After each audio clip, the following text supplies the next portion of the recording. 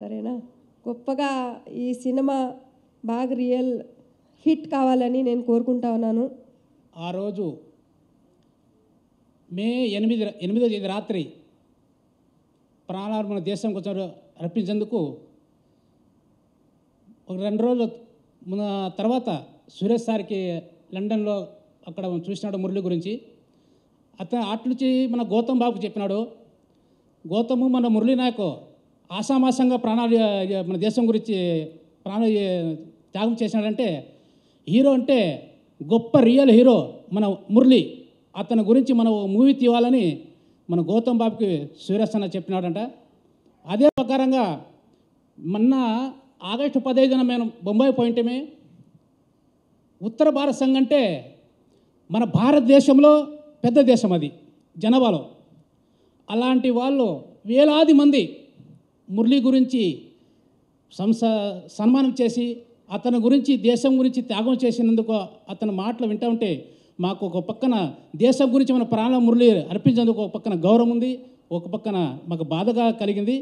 కానీ అలాంటి భారతదేశంలో ఉత్తర భారతదేశంలో గొప్ప దేశం ఆ ప్రజలే మురళి గురించి ఇంత ఇంత గౌరవిస్తున్నందంటే మన మురళి మూవీ తీస్తే మన భారతదేశం ఇంకెంత గౌరవపడాలని నేను చాలా గౌరవంగా నేను గట్టిగా అంటున్నాను.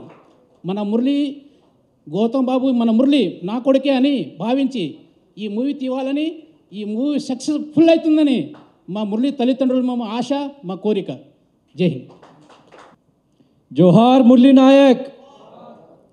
జై హింద్, జై భారత్, జై మురళీ నాయక్.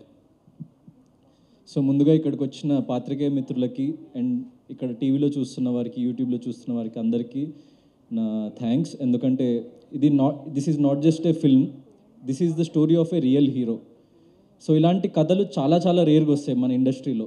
అండ్ మెయిన్లీ దీంట్లో ఉన్న నాకు మెయిన్లీ నన్ను చాలా చాలా అట్రాక్ట్ చేసిన పాయింట్ ఏంటంటే ఇప్పుడు వరకు ఒక్క తెలుగు సోల్జర్ మీద కూడా ఒక బయోపిక్ రాలేదు. So this is the first ever biopic of a Telugu soldier. And this is not just a Telugu film, we're shooting it in Telugu, Hindi, Tamil, Kannada, Malayalam. And ఇంకా మాకు సోర్సెస్ దొరికి ఇంకా మేము పై స్థాయికి వెళ్ళగలిగితే దీన్ని ఇంకా పై స్థాయికి తీసుకెళ్ళాలి, ఇంటర్నేషనల్ కూడా తీసుకెళ్ళాలని చెప్పేసి మేము ప్లాన్ చేస్తున్నాము.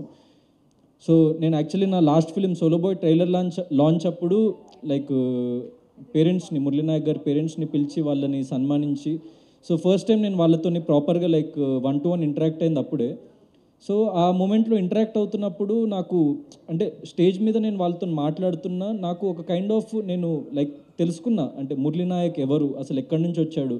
సో అవన్నీ డీటెయిల్స్ తెలుసుకున్నప్పుడు ఒక నిరుపేద కుటుంబం నుంచి, అంటే ఒక మన గోరెంట్ల మండలంలో సత్యసాయి జిల్లాలోంచి ఒక నిరుపేద కుటుంబం నుంచి వాళ్ళ పేరెంట్స్ కన్స్ట్రక్షన్ వర్క్స్ చేసుకుంటూ వాళ్ళ కొడుకుని, ఒక్కడే కొడుకు, సో ఆయనని చదివించి ఒక పెద్ద స్థాయికి తీసుకెళ్ళాలి, మమ్మల్ని ఫ్యూచర్లో బాగా చూసుకోవాలని చెప్పేసి ఎన్నో కలలు కని, సో ఆయనని ఎంతో కష్టపడి చదివించిన తర్వాత సో మురళి గారికి ఒక సీడ్ ఎక్కడి నుంచో ఏర్పడింది, ఆర్మీలోకి వెళ్ళాలి, ఈ దేశం కోసం సేవ చేయాలి అని. He's just 22 years old. అంటే నాకంటే కూడా వయసులో చిన్నోడు, మీకంటే కూడా వయసులో చిన్నోడు, ఇక్కడ ఉన్న చాలామంది కంటే వయసులో చిన్నోడు. ఇప్పుడు ఒక యంగ్స్టర్స్ మనం ఇప్పుడు చూస్తుంటే అందరూ వాళ్ళ సెల్ఫిష్ రీజన్స్ కోసము లేకుంటే ఏదో ఒకటి సాధించాలి కెరియర్లో అని వాళ్ళకి వాళ్ళు బాగుపడాలని కోరుకుంటున్నారే తప్ప very few people are fighting for our country. And అట్లా ఉన్న ప్రతి ఒక్క person they are the real heroes. So వాళ్ళు అక్కడ బార్డర్లో ఫైట్ చేయడం వల్లనే మనం ఇక్కడ ప్రశాంతంగా ఊపిల్చుకోగలుగుతున్నాం. ప్రతి ఒక్క వ్యక్తి మనం ఇక్కడ ఇలా ఇంత సంతోషంగా, ఇంత హ్యాపీగా మన ఫ్యామిలీస్తోని మనము మన గుండెల మీద చేయబెట్టుకొని మనం బ్రతకగలుగుతున్నామంటే అక్కడున్న ప్రతి ఒక్క సోల్జర్ కారణం దానికి. సో ఈ film it's not just Murali Naik గారి స్టోరీ ఒక్కటే కాదు.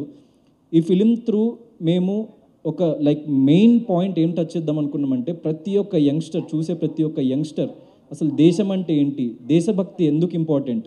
Because we're one of the biggest democracy in the world. India is one of the biggest democracies in the world. So ఇన్ని 100 కోట్ల జనాభాని కాపాడుతున్న ఆర్మీ ఎంత స్ట్రాంగ్గా ఉంటుందో మీరు జస్ట్ ఊహించుకోండి. Indian army is one of the finest, Indian army is one of the bravest, Indian army is one of the toughest army to fight with.